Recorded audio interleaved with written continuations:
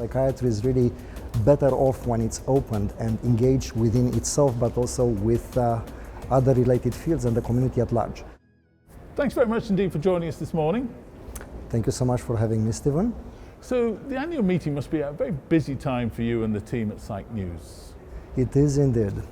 This is actually the most dynamic time of the year for Psych News.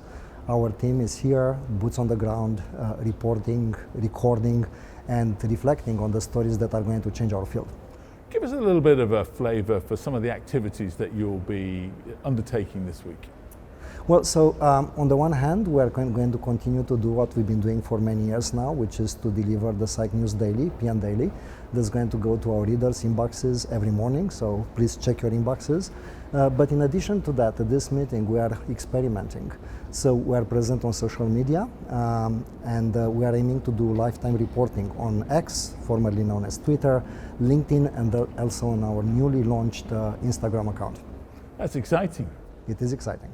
So you say you're going to be covering a lot of the stories that will be happening this week. Give us a flavour of some of the issues and stories that you think you'll be up against.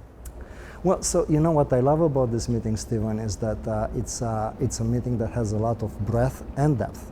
Right.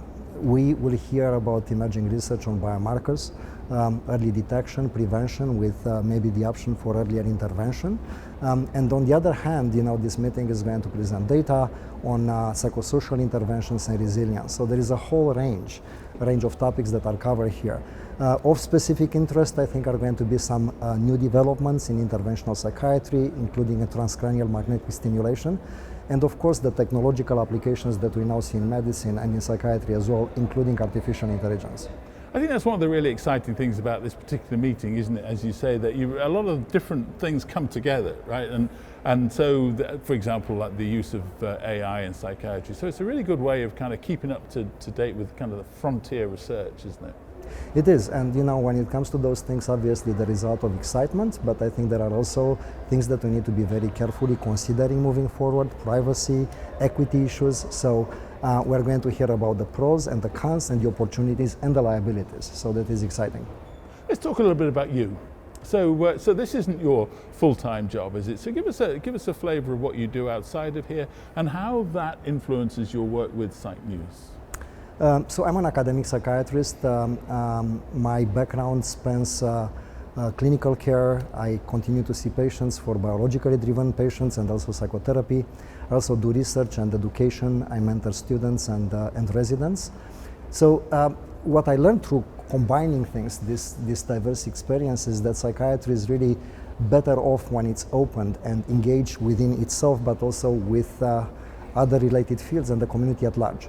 So what I'm bringing to this is maybe a bridging vision, where our goal is to have Psych News be a bridge and build bridges between science and clinical care, between policy and the patient, between the profession and the public at large. Let's talk a little bit about that to close with the vision that you have for Psych News. How is Psych News evolving? It's evolving with times. I mean, we need to evolve, right? This is a new era for all media. So what we're doing is actually looking at ways of optimizing our content delivery, moving from being a centered print-only publication to really expanding to an online digital presence. And we're doing that through social media, podcasting. We are launching a new blog. We just launched our new Instagram account. So actually, if you are watching this, please find us, follow us, and tell us what you think. Thanks ever so much indeed for joining us this morning. We really appreciate it, and best of luck. Thank you so much for having me.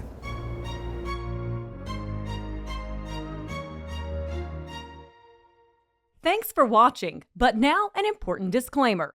The content of this video is not intended to be a substitute for professional medical advice, diagnosis, or treatment. Viewers should not disregard or delay in obtaining medical advice for any medical condition they may have and should seek the assistance of their healthcare professionals for any such conditions.